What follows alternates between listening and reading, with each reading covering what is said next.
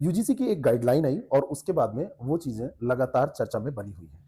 इस वीडियो में हम बात करेंगे कि ये गाइडलाइन है क्या, इसकी पृष्ठभूमि क्या रही है, क्या इसमें ऐसा है जिसके कारण से विवाद हो रहा है, किस कारण से लोग इस्तीफे पे इस्तीफा देते चले जा रहे हैं, क्या इसमें शिकायत की प्रक्रिया है, भेदभाव की क्या बात की गई है, डायरेक्ट इनडायरेक्ट, सजा की क्या बात की गई है और इसका रिजल्ट क्या होने वाला है, किस चीज से लोग डर रहे हैं, क्या इसके पॉलिटिकल एंगल हैं, इस पर भी हम चर्चा करेंगे। पक्ष और विपक्ष दोनों की बात करेंगे। अफवाह और सच्चाई पर भी हम बात करेंगे कि वास्तव में है क्या। फिर समराइज करेंगे इसको कि वास्तव में इस पे इतना विवाद क्यों हो रहा है। चलिए शुरू करते हैं। बिना किसी बायस्ड डिस्कशन के इसको हम पूरा देखेंगे। कोई पक्ष, कोई राजनीतिक वैसा एंगल हम नहीं लेंगे। हम केवल बात करेंगे आपके काम की। बात करते हैं कि ये है क्या। तो ये promotion of equity in higher education institution regulation 2026 है, जिसमें छात्र और शिक्षक दोनों के लिए नया कानून बनाया गया है। अब कॉलेज में डिस्क्रिमिनेशन पर सीधी कार्रवाई होगी, ग्रांट्स तक रोकने की इसमें व्यवस्था की गई है, ऐसा कहना है सरकार का और यूजीसी का। अब मामला क्या है। 2016 में आपको याद होगा रोहित वेमुला केस हुआ था यूनिवर्सिटी ऑफ हैदराबाद में। हैदराबाद यूनिवर्सिटी में इस लड़के का जब ये केस हुआ उसके बाद में डिस्क्रिमिनेशन पर डिबेट स्टार्ट हुई थी। 2019 में पायल तांडवी केस हुआ, मेडिकल स्टूडेंट ने सुसाइड किया था और फिर उसके बाद में 10 साल लग गए 2016 से अभी तक यूजीसी को ये सोचते सोचते कि कैसे क्या किया जाए। 2026 10 साल बीत जाते हैं तब यूजीसी की एक गाइडलाइन आती है। आंकड़ों के मुताबिक अगर हम बात करें तो संविधान कहता है कि किसी भी तरीके का कोई डिस्क्रिमिनेशन नहीं होना चाहिए, लेकिन यूजीसी और सरकार का कहना है कि बैकग्राउंड में अगर हम जाते हैं, ग्राउंड में रियलिटी पर अगर हम फोकस करते हैं तो कई हमको केस भी मिलेंगे और भेदभाव होता दिख रहा है। इसलिए सरकार का कर्तव्य है कि इसको रोका जाए। अब जब ये नया रेगुलेशन लाया जाता है तो उसमें बात की जाती है कि अब बात केवल जाति की नहीं है, अब केवल धर्म जाति से आगे बढ़ के हम विकलांगता की भी बात करेंगे, हम जेंडर इक्वलिटी की भी बात करेंगे, हम रीजन की भी बात करेंगे, हम लैंग्वेज की भी बात करेंगे। किसी को चिंकी कहना, किसी को चाइनीज स्लर्स कहना, ये कहीं ठीक नहीं है। और जब ऐसी बात होती है तो एक इक्विटी कमेटी, समता समिति का गठन किया जाता है, निगरानी दस्ता का गठन किया जाता है और अगर यहां से भी काम ना बने तो उसके अपील के लिए ओम्बुड्समैन यानी लोकपाल की भी व्यवस्था इसके अंतर्गत की जाती है। जाति में एससी, एसटी और ओबीसी इनको शामिल किया जाता है। जेंडर यानी कि महिलाओं और जितने भी डिसेबल लोग हैं इनकी बात की जाती है। अब बात यहां पर क्या है, मामला क्या है। मामला यह है कि अगर इनके साथ कोई भी किसी तरीके से डिस्क्रिमिनेशन होता है, भेदभाव होता है, तो ये लोग शिकायत दर्ज कर सकते हैं। 24 घंटे में इसमें कार्रवाई होगी, बैठक होगी। बैठक करने के बाद में 15 दिनों के भीतर रिपोर्ट जमा की जाएगी और 7 दिनों रिपोर्ट जमा करने के 7 दिनों के भीतर इसमें एक्शन लिया जाएगा। अगर छात्र खुश नहीं है इस एक्शन से तो लोकपाल के पास वो अपील कर सकता है। ये इसकी प्रक्रिया है। कार्रवाई तो बड़ी तेजी से हो रही है। डिस्क्रिमिनेशन खत्म करने का बड़ा अच्छा अचूक उपाय इसमें अपनाया गया है। लेकिन अब कहानी शुरू होती है यहां से। एक डिस्क्रिमिनेशन होता है वो जानबूझकर होता है, जैसे किसी को जाति सूचक शब्द कह के कुछ भी ऐसे गाली गलौज करना, बोलना, उसको नीचा दिखाना, ग्रुप से बाहर कर देना कि तुम यहां रहने लायक नहीं हो। ये माना गया कि ये डायरेक्ट है, प्रत्यक्ष है। दूसरा होता है ये इरादा आपका तो ठीक है, इरादा आपका गलत नहीं था, लेकिन उसका इंपैक्ट गलत पड़ गया, भेदभावपूर्ण इंपैक्ट उसका पड़ा, तब भी आप डिस्क्रिमिनेशन के दायरे में आ जाएंगे कि आपने गलत किया है। मामला यहां से उठता है। अब बताइए किसी ने क्या किया है और क्या हो गया है, ये वो डिसाइड नहीं कर रहा है। यहां पे कहा जा रहा है कि इंटेंट आपका, इरादा सही था, लेकिन इसका इंपैक्ट गलत हुआ है, इसलिए आपको सजा मिलनी चाहिए, इसलिए आपको बर्खास्त किया जाए। यहां से विवाद उठ रहा है। आगे और यह मामला हो जाता है कि अगर किसी छात्र के खिलाफ ऐसा कुछ सिद्ध हो गया कि उसने डिस्क्रिमिनेशन किया है, उसने कुछ ऐसी गलती की है, तो उसकी डिग्री रोकी जा सकती है, उसको बार्ड किया जा सकता है एग्जाम से, उसको रस्टिकेट किया जा सकता है, उसकी जिंदगी बर्बाद हो सकती है। कॉलेज के लिए भी कहा गया कि अगर कॉलेज इसमें सही से कुछ एक्शन नहीं लेता है तो उसके ग्रांट को रोका जा सकता है, उसकी मान्यता को रद्द किया जा सकता है। टीचिंग स्टाफ जो टीचर्स हैं, कोड ऑफ कंडक्ट के तहत उनके ऊपर कार्रवाई की जाएगी। तो मामला यहां से उठता है कि ये इंपैक्ट डिसाइड कौन करेगा।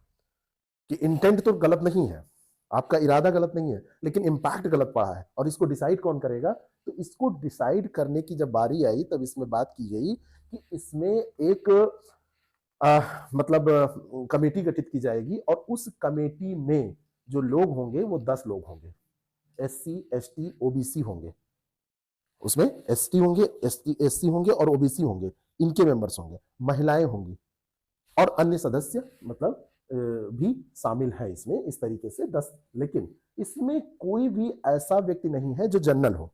तो लोगों ने कहा कि अगर जनरल के खिलाफ कोई बात उठाई जाएगी तो उनकी बात कौन करेगा। हमारे संविधान में भी ये प्रावधान है, न्याय व्यवस्था में भी है कि अपनी बात रखने के लिए आप वकील कर सकते हैं। यहां पे उनकी बात कोई नहीं करेगा, इसलिए इसमें विवाद हो रहा है। अच्छाई इसमें यह है कि हाशिए पर जो खड़े लोग हैं उनको सुरक्षा मिलेगी, टाइम बाउंड मिलेगी, छात्रों के लिए स्पष्ट नियम भी बने हैं, अकाउंटेबिलिटी ऑफ इंस्टीट्यूशन भी है, वो सारी चीजें हैं। लेकिन अब बात ये फंस रही है कि अगर कोई केस झूठा हुआ, फेक केस हुआ, तो क्या होगा। इंपैक्ट कौन डिसाइड कर रहा है। एक कमेटी है जिसमें इंपैक्ट डिसाइड करने का पावर दिया गया है, उसमें निहित है। तो अगर कैंपस में गुटबाजी हो रही है और गुटबाजी के तहत किसी को फंसाया जा रहा है, अगर इनडायरेक्ट डिस्क्रिमिनेशन की परिभाषा आप स्पष्ट नहीं कर रहे हैं, झूठी शिकायतों पर कई बार आप कार्रवाई कर दे रहे हैं, तो अगले छात्र की, क्योंकि उसमें है कि इंस्टीट्यूट अगर एक्शन नहीं लेगा तो उसकी ग्रांट रोक दी जाएगी, उसकी मान्यता को रद्द कर दिया जाएगा। तो कई बार ऐसा भी होगा कि इसमें गलत हो सकता है, छात्र के ऊपर कार्रवाई गलत हो सकती है, उसकी लाइफ का सवाल है, उसकी जिंदगी बर्बाद हो सकती है।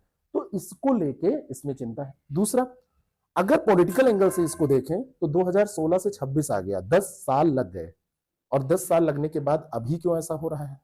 एक तरफ यहां पर जो बात है वो SC ST और OBC को खुश करने की बोली जा रही है, और जनरल और सवर्ण दूसरी तरफ नाराज हो रहे हैं। तो ये तो खैर पॉलिटिकल एंगल है कि तो उसमें देखा जाएगा कि किसकी संख्या ज्यादा है, तो जाहिर सी बात है, ठीक है। तो कहीं इलेक्शन और सोशल जस्टिस को दो पल्लों पर रख के तो नहीं तौला जा रहा है। और अगर इन सारी चीजों पर बात करें तो टीचर्स डर रहे हैं कि पॉलिटिकल साइंस या हिस्ट्री पढ़ाते समय कई बार ऐसे शब्द आते हैं जिसको हमने बोला, हमारा इंटेंट तो सही था लेकिन उसका इंपैक्ट गलत हो गया, अगला कोई छात्र नाराज हो गया और उसने जाके शिकायत कर दी। धर्म जाति पर अगर एकेडमिक चर्चाएं हो रही हैं, किसी को बुरा लग गया, उसने कंप्लेन कर दिया, तो क्या होगा। जनरल कास्ट की, जो जनरल कैटेगरी की बात यह है कि इसका मिसयूज होगा। क्या हो जाएगा, इसका मिसयूज होगा। झूठी शिकायत पर कोई स्पष्ट ये भी प्रावधान नहीं है कि कितना जुर्माना किया जाएगा, कोई प्रावधान ऐसा नहीं है। अगर शिकायत झूठी हुई तो झूठी शिकायत भी हो सकती है, ये इसमें मेन मामला है। और जो सजा होगी, यानी कि जो भी सजा है, सजा हेड के मूड पर डिपेंड है कि वो क्या सोचता है, क्योंकि इसमें कोई आप दलील पेश नहीं कर सकते, आपका कोई वैसा व्यक्ति भी वहां पर नहीं है ऐसा माना जा रहा है। इसमें कहा जा रहा है कि कोई ऐसा प्रतिनिधित्व वहां पे नहीं है। तो इन चीजों के कारण जो ये राजनीतिक त्रिकोण की बात हो रही है, या इन चिंताओं के बाद कारण जो भी ये आजकल जो मुद्दा ये चल रहा है UGC का, इन्हीं कारणों से चल रहा है, ठीक है। तो इसमें अच्छाइयां हैं, लेकिन ये चिंताएं, इन चिंताओं पर कौन जवाब देगा, है ना।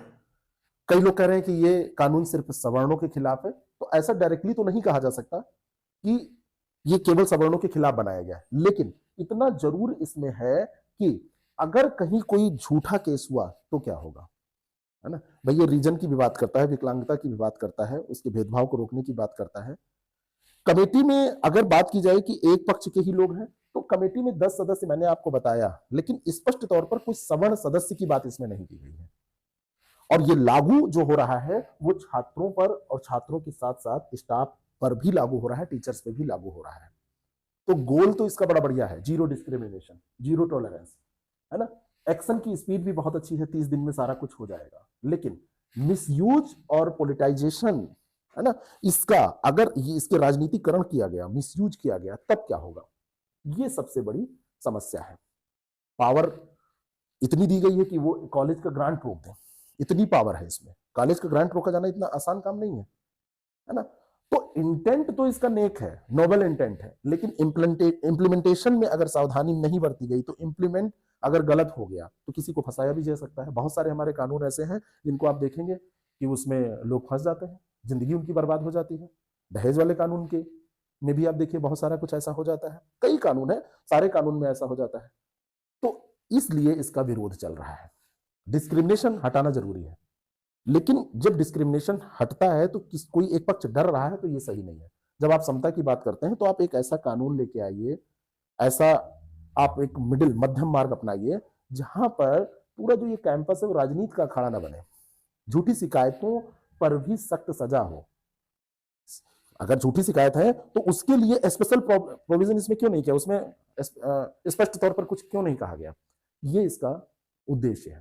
ठीक है, तो संविधान में जैसा कहा गया है कि समता इक्विटी चाहिए, लेकिन रिवेंज नहीं होना चाहिए, और यहां पे जो मामला आएगा वो रिवेंज का आ जाएगा, यहां पे मामला जो आएगा वो रिवेंज का आ जाएगा। तो इसलिए आपको यहां पर अपना पक्ष अगर रखना है तो आप इन मतलब पॉइंट्स पे रख सकते हैं, इन चीजों के आधार पर अपना पक्ष रख सकते हैं। बात समझ में? तो कभी भी जब बात करिए तो आप तर्क सहित बात करिए। तो ये रहा पूरा इसका मुद्दा। ऐसे ही आगे हम मिलेंगे किसी और वीडियो में और बातचीत करेंगे। Thank you so much.